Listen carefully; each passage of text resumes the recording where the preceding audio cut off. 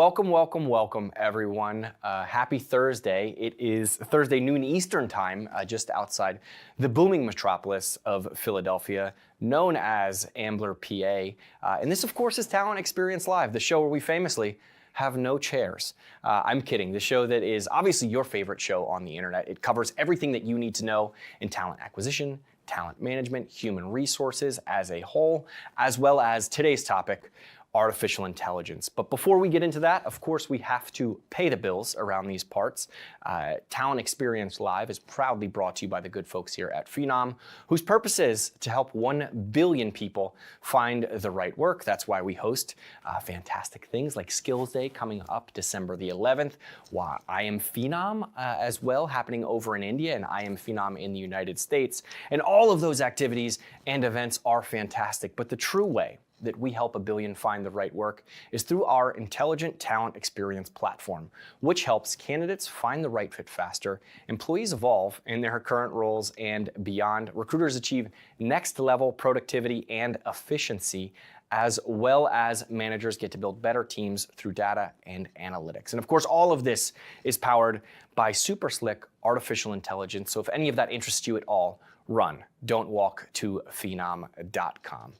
Well, now that the bills are paid and we can go back to our holiday shopping, we are replaying an episode that we had a few weeks ago. I was joined specifically by Robert Richardson of SAP SuccessFactors. We had a fantastic conversation. He is constantly on the ground chatting with human resource professionals about what is happening in their organizations, what trends are going on, what concerns they have. And recently, the most frequent topic that has been coming up is artificial intelligence. So we sat down for a quick conversation about where the perception of AI was, what Gen AI has done to that, and where it will be in the future. Obviously, it is a rapidly changing world, which is why we wanted to replay this episode again so it could reach as many people as it can before the next iteration of artificial intelligence comes out. But in the meantime, please sit back, relax, enjoy this episode, and I'll catch you after the conversation. Thanks so much.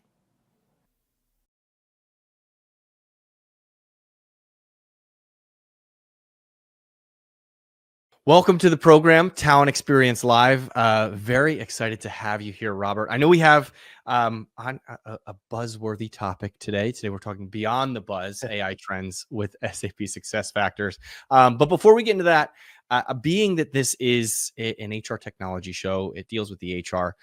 I oftentimes chat with folks who never had aspirations, believe it or not, to end up in the HR field. So there's very few of the first day of kindergarten signs that say, when I grow up, I want to work in HR tech. So I'd love to hear your story and how you got started in the industry. Well, just like everybody, it was an accident. You end up in HR by accident. I guess in part on purpose, in part by accident. So I started my background in college studying industrial organizational psychology. And I guess I pursued it for no reason other than I was kind of obsessed. I absolutely loved psychology. And while some of my friends were interested in things like abnormal psychology and that kind of thing, I was really more interested in figuring out how can we maximize potential? You know what I mean? How can we use psychology to maximize human potential across society? And so that's really why I got so very into industrial organizational psychology. And then, I decided I want to get married, and I wanted to move on with my life and have kids and that sort of thing. And so rather than pursue a full doctorate, I graduated having done the first year of the doctoral program, and I looked around and tried to find jobs, and it turned out nobody cared that you have a psychology degree. Okay.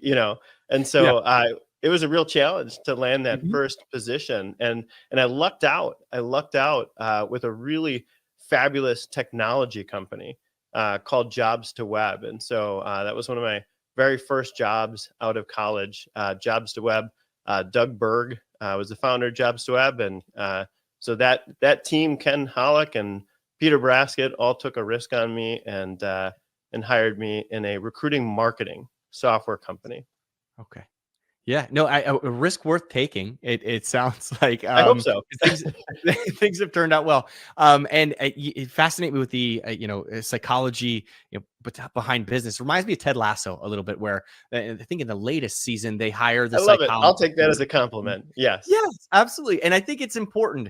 And then speaking of which, you mentioned your degree, almost a segue into the skills conversation that seems to be taking over the industry now, where you're taking all of the things that you've learned and applying it to a different industry and not matching job title for job title. But that is a Yeah. conversation Yeah. for a different day, right? Oh, but it's such a fascinating conversation. Why is it not a conversation for today? It's absolutely I mean, true.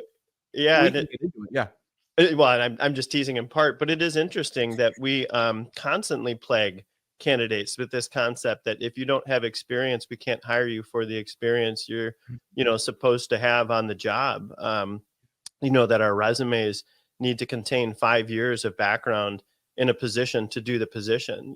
So when in fact people come with all kinds of skills behind them, and the challenge that we faced as employers is assessing whether or not the skill is going to make you good at whatever position you might be applying for in the future. But we have this concept that past performance equals future performance, but that only applies to people who have the past performance to show, right, and document it. You know what I mean? And so what if we could get at skills and things like that instead of experience? Do you have 5 years of experience, or do you have the skills necessary to do the job? Is a perfectly legitimate question.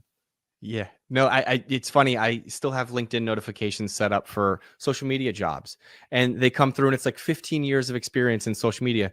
Robert, at that point, Facebook still required you to have a university ID login. Like, no one's been Yes. marketing Yes. in that field for that long. Yep. But I, it's I it's remember it's the days. I remember the yeah, days. When did millennials become and old? exactly. But moving, right along, we'll get into skills a little bit as well. Sure. Obviously, you're now with SAP SuccessFactors. What is your current role right now? It sounds like you talk a little bit about skills from time to time, but what does that consist of for you at this moment? Sure. So, in working for Jobs to Web, a recruiting marketing startup, it was December of 2011. SAP SuccessFactors. Believe it or not, it was on the same day that it was announced that SAP was acquiring SuccessFactors. So we were a double acquisition. We got acquired by SuccessFactors again on the same day that SAP announced its intention to acquire SuccessFactors. So it was a very interesting ride. In post acquisition, I have spent most of my years here as an advisor. So my title is a strategy advisor. I work inside of our center of excellence. And I always tease that title means everything and nothing at the same time. And so I explain to people what I actually do for a living. And so my day-to-day consists of working with 3 primary stakeholders across 3 primary domains. And so the first tend to be our customers. So I work with about 100 customers per year. I work with our internal stakeholders, and I work with our partner community, all in support of 3 domains being recruiting, talent management, and artificial intelligence. And so I advise all of those stakeholders on those 3 topics.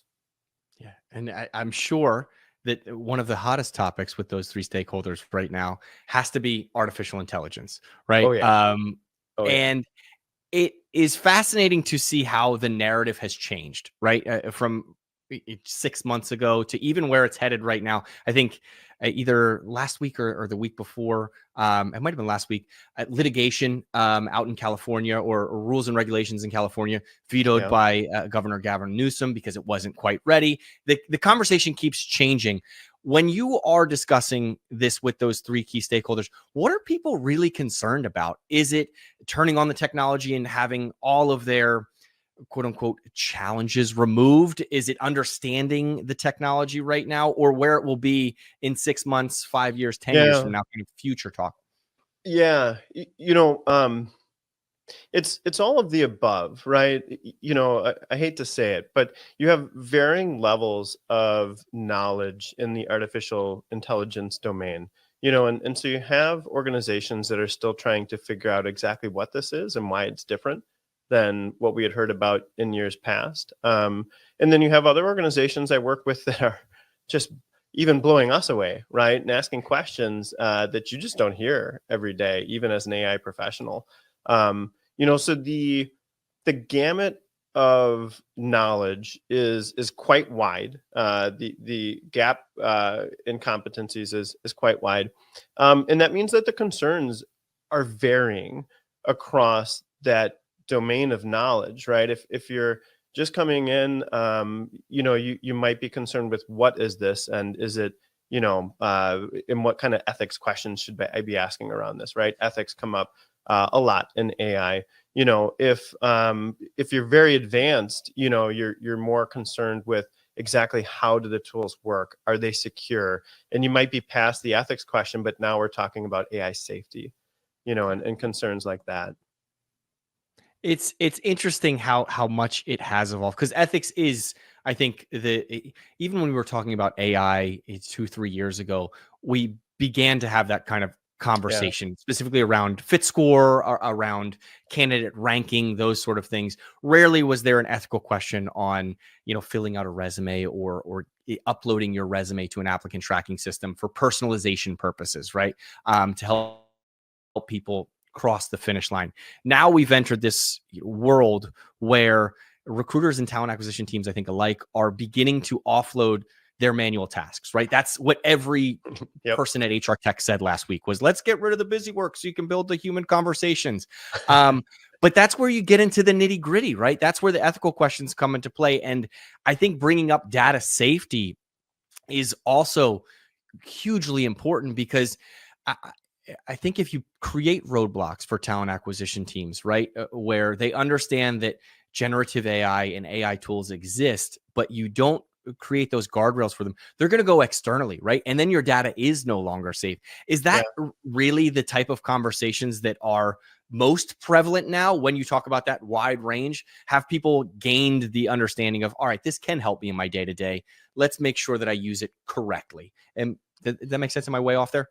Yeah, no, I think it does make sense. I think it is part of the question. In a lot of ways, again, I think we're evolving. Some organizations are using it to an extent already, some are not. Like a lot of the conversations that I'm having with customers, again, they have evolved. So if we look at November of 2022, ChatGPT made its debut, and that was sort of the year of WTF, and of course, WTF stands for what's a transformer, right?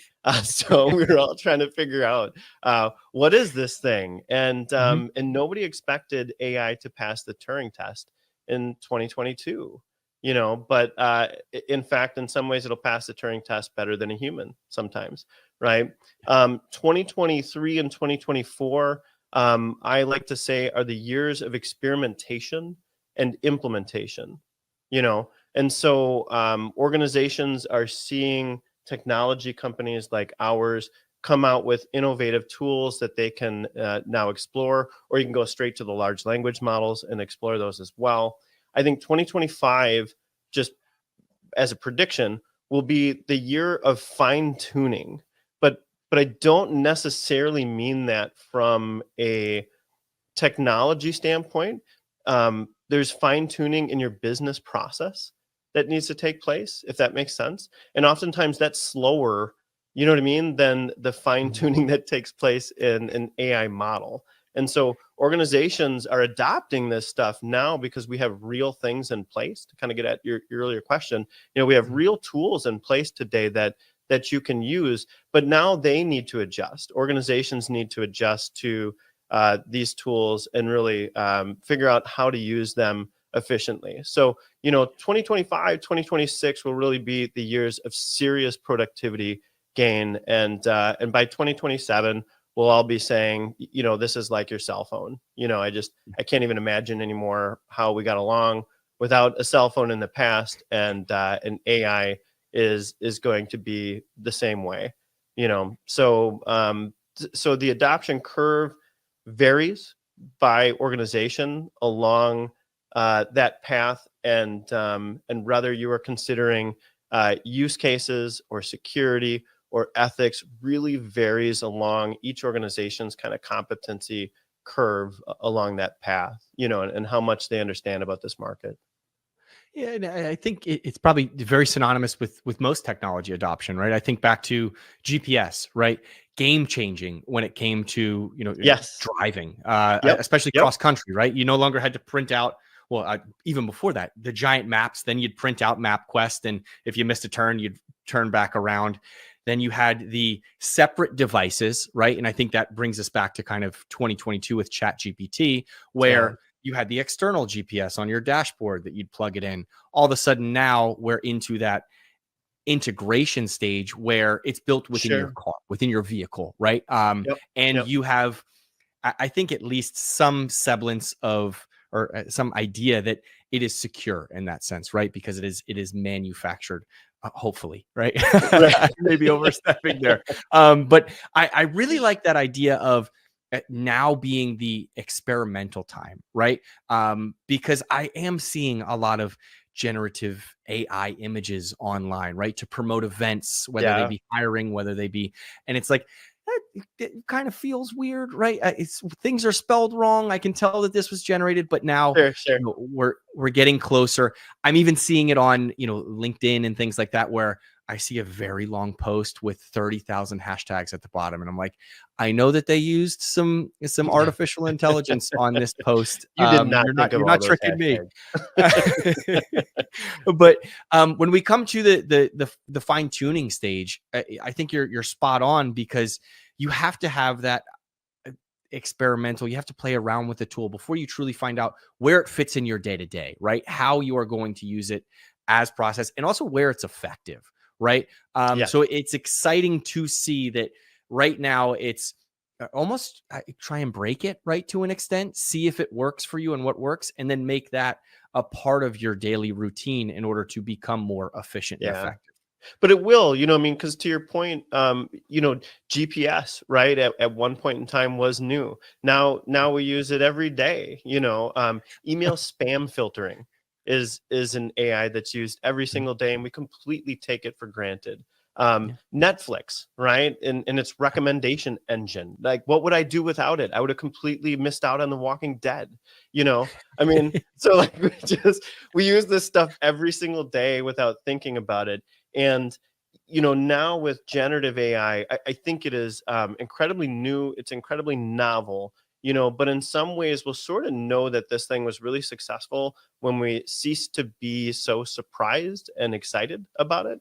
Yeah. And I say that as a person who spends a lot of time in AI being surprised and impressed by it. You know what I mean? But at some point in time, you notice I have 3 domains right now. It's recruiting, talent management, and artificial intelligence. Someday, I suspect I'll go back to 2.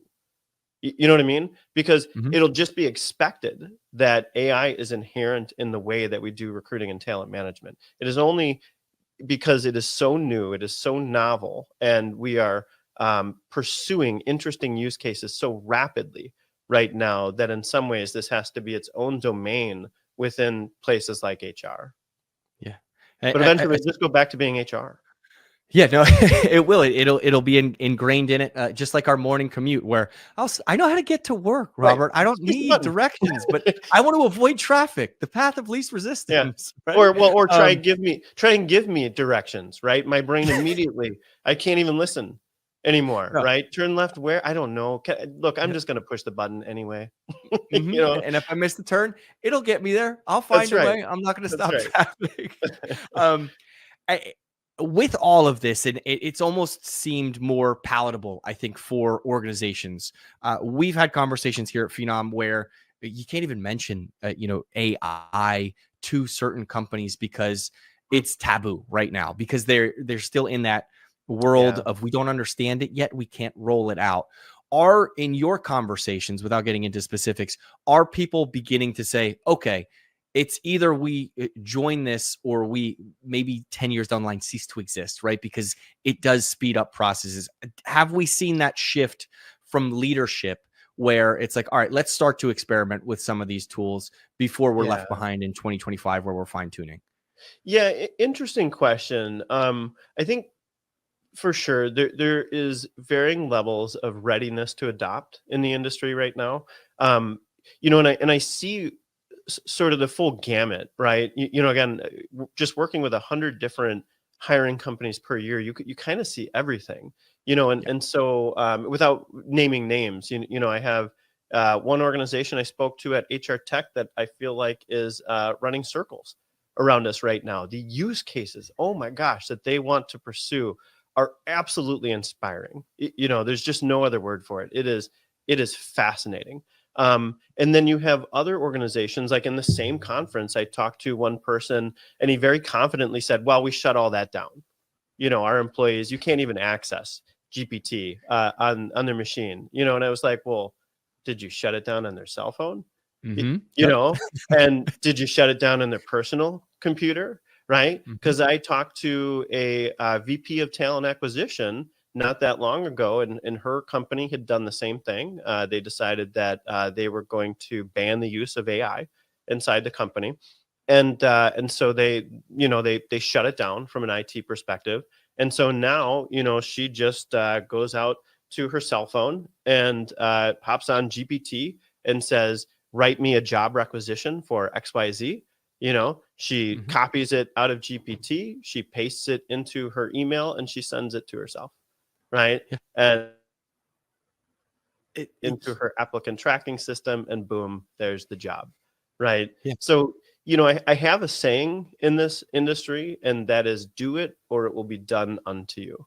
And Mhm. that story kind of emphasizes that challenge that we're all facing. You cannot put your head in the sand on this topic, because you cease to see all the ways, that this could actually cause harm. If you do that, you have to find safe ways to adopt these tools that don't involve everybody going out to their device, using it in whatever unsafe way they see fit, and then just pasting the results into your system because you put up a roadblock. It's going Yeah. to happen anyway. If anything, humans are resilient, right? They will find a They will way. find a way. It makes me think of the. I'm sure you've seen the pictures. This beautiful sidewalks, right? And there is a shortcut that cuts right through a beautiful lawn, and all of a sudden, before you know it, you're building Yeah, pavers yeah, there, yeah. right? Like Right. if you are going to create that roadblock, they're going to go through the point of least resistance, and What a great it example. has Yeah. it has to be challenging, I would imagine, in some of these meetings for talent acquisition recruiters where it has been shut down on their machines. However, one recruiter begins to outperform others because they're Mm. able to write job descriptions. I imagine following up on an interview with a candidate where they mention, I'm a huge fan of Stephen King, and you pop into GPT, hey, can you write a follow-up message for this particular role, as if it was a Stephen King Yeah, novel, right? sure. Like, Interesting. Why not? you're going to start to see this creativity and this stuff that, yes, you're hitting the main points, but you can reach out and connect with candidates in a far faster way. And then you're in a meeting and you're like, well, why do you have 15 new hires? What are you doing differently? Like, well, I use ChatGPT on my phone, don't tell my Yeah. bosses. But Yeah. it's It it's personalizes the super. experience in a way that we Yeah, can't scale as individuals. Yeah. exactly. And it's a reflection of us, and people who are creative but may not have the tools to do it can start to create simultaneously, whether it's images, letters, writing, the whole nine. I do want to ask you though, the other kind of, I don't want to call it the dark side of AI. That sounds Sure. very cheesy, but the pushback of it has been it's going to take jobs, right?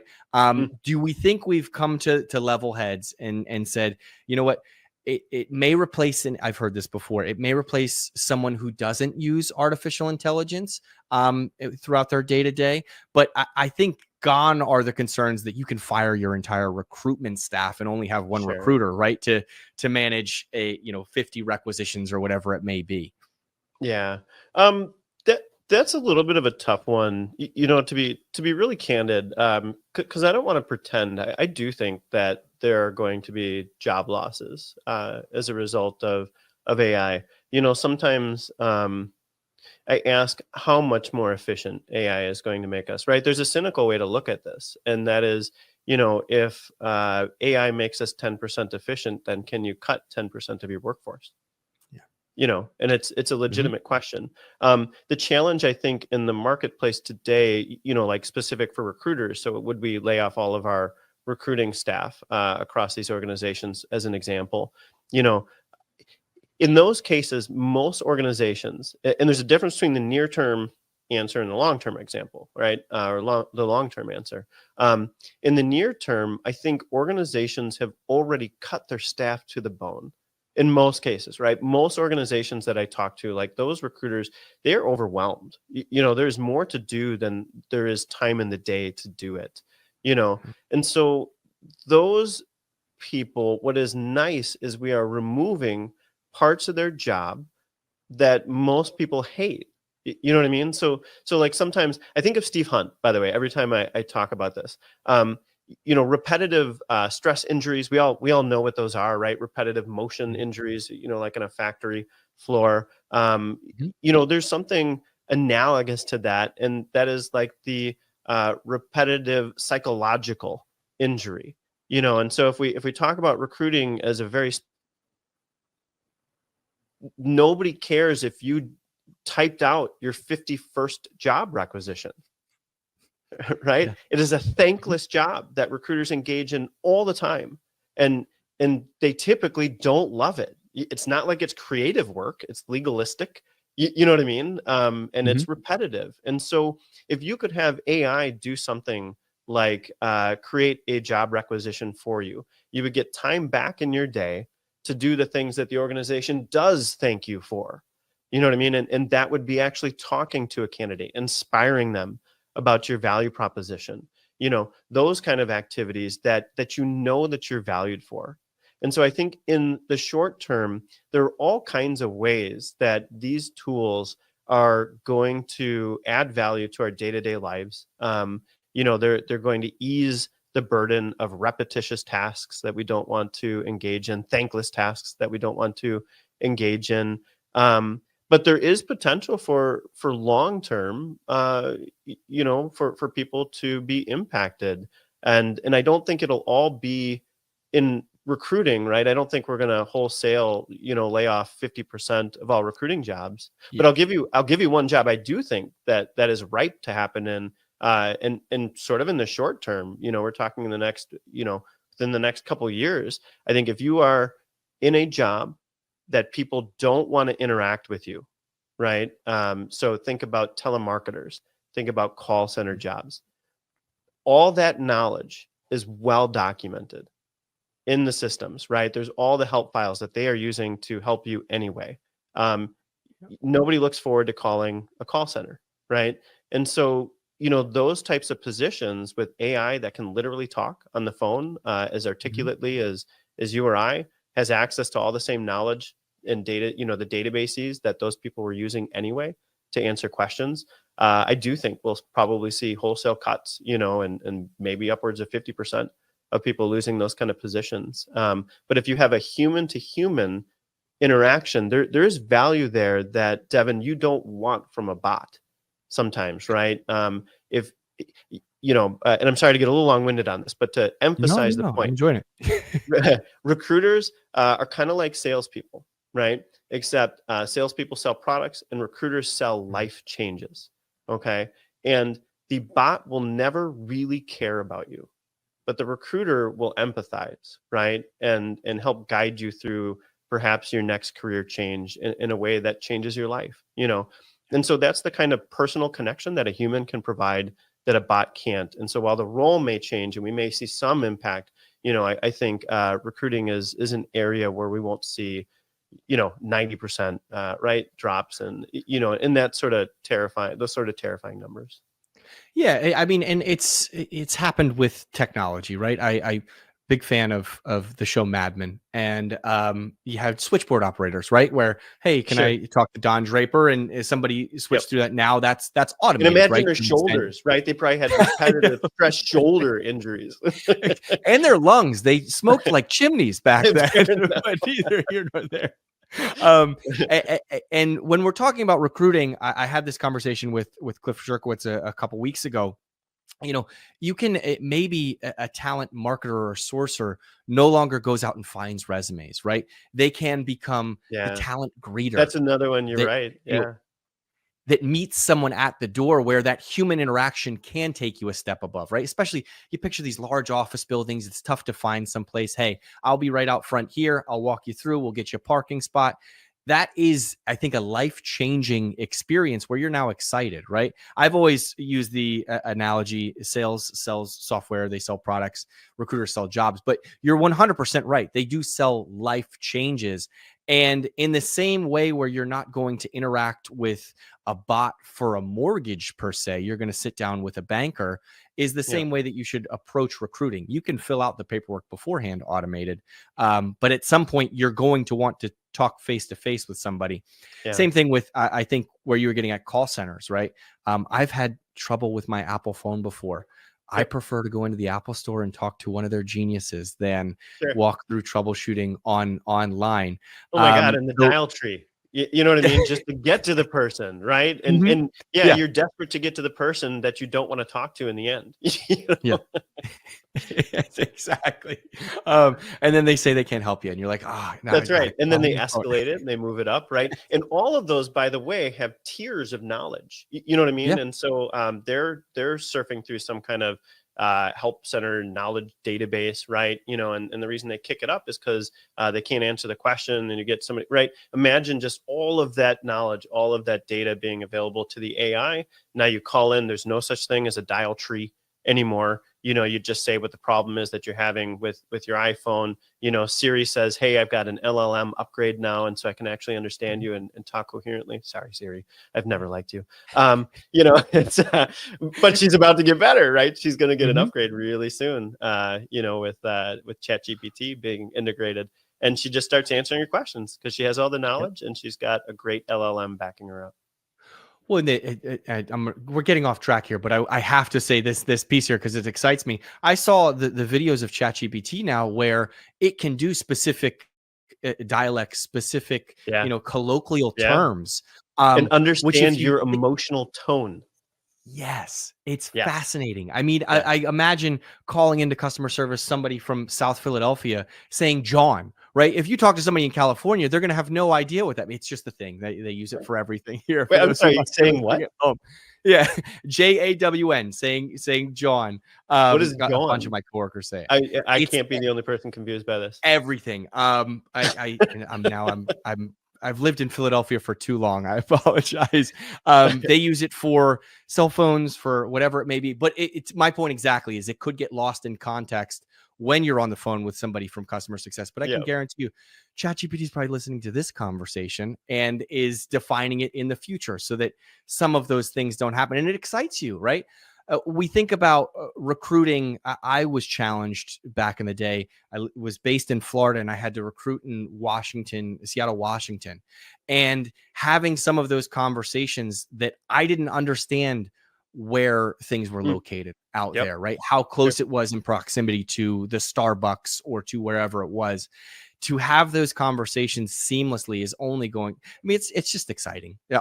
Yeah. Overall, Robert. Well, speaking of not knowing things, right? It is one of the greatest research tools ever created. Just on a side note, if you haven't done this yet, download the ChatGPT app, and on your next hour-long commute, don't turn on the radio or the podcast. Open up the ChatGPT chat interface, the conversational chat interface, and ask it a question about something you've been curious about for a while. You can literally spend the next hour of your life engaged in a interesting, informative conversation, learning about whatever topic you want. And if you don't know the topic very well, ask it to teach you like you're a high schooler.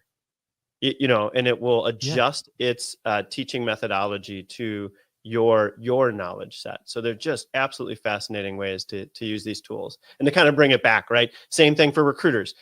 I used AI to teach me AI. You know what I mean? So Yeah. right? You know, I mean, there is Yeah. nothing outside. Knowledge has been democratized. The cost of AI means that this tool has been democratized. You have the cheapest employee you will ever hire under your belt at $20 a month right now on your phone.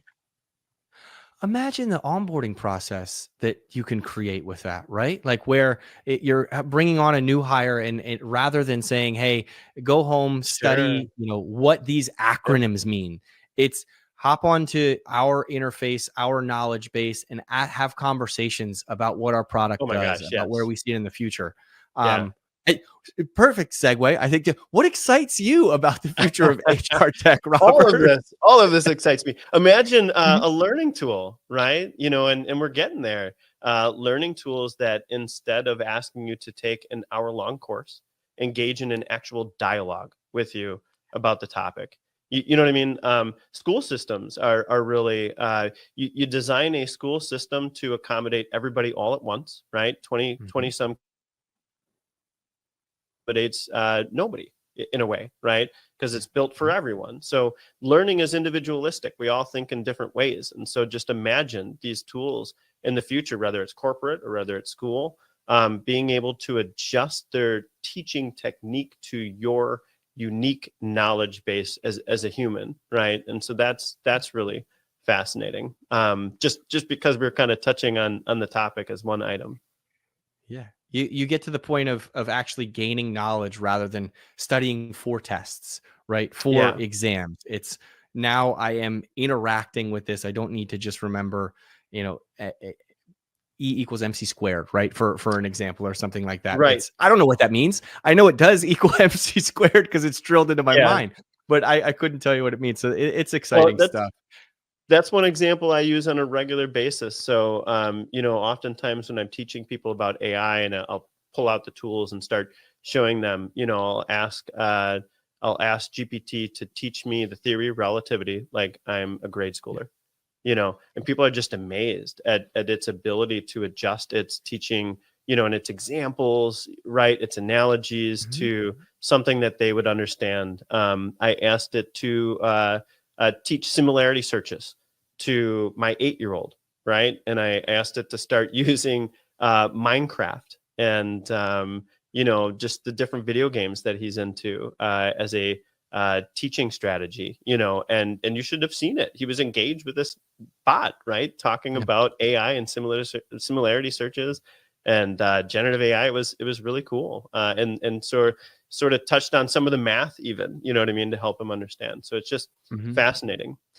But to bring it back, right, to bring it Yeah. back to HR tech, um, one thing that really excites me is how we can combine these tools. So, as an example, Phenom has been incredibly successful for a really long time in the recruiting marketing space.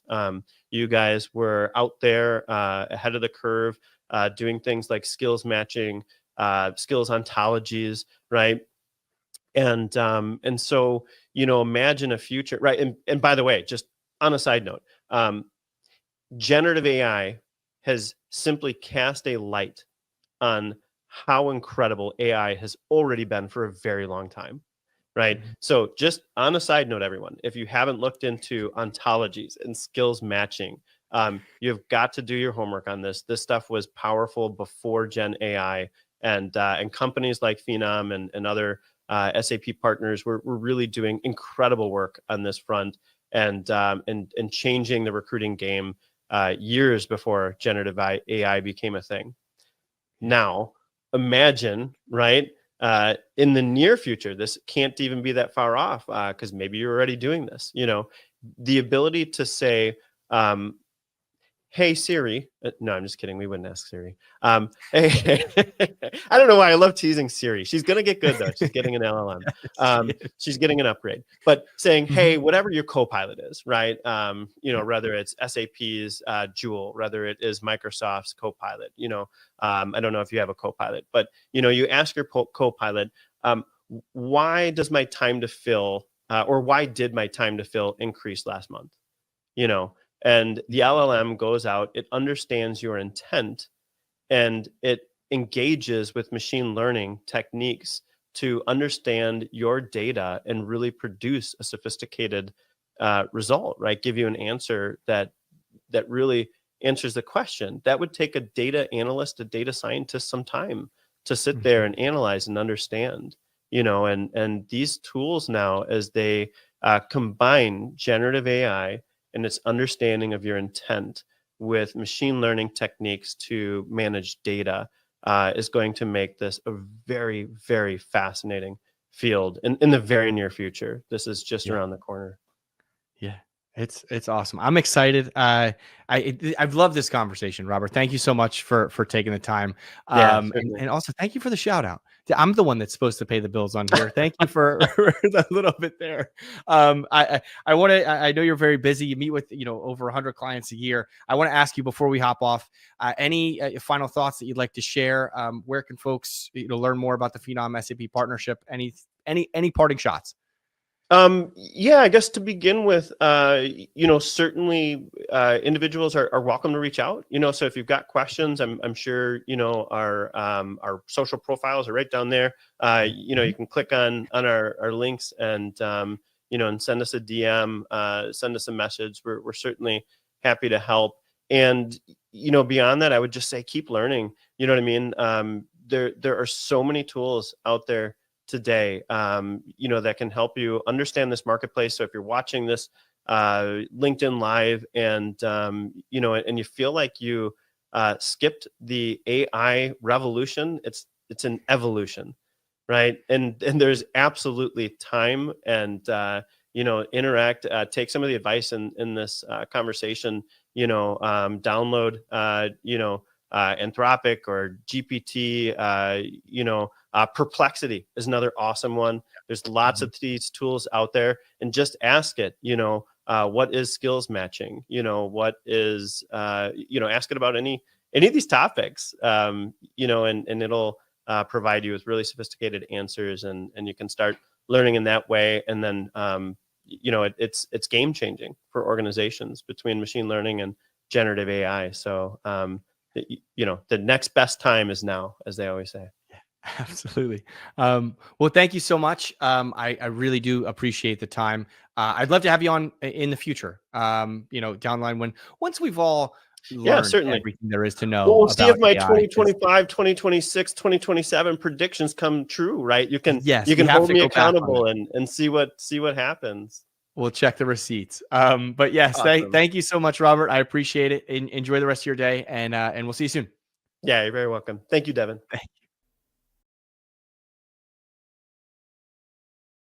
Thanks again, Robert, for sitting down and chatting with me. Obviously, a ton of great topics in that conversation, and a few things that I really want to highlight. Specifically, if you don't embed artificial intelligence into your team's active work, they are going to find a way to use it outside. I think Robert shared a story where some individuals were taking some confidential information and putting it onto ChatGPT. Of course, you don't want that to happen at your organization, and it certainly could cause pitfalls down the line.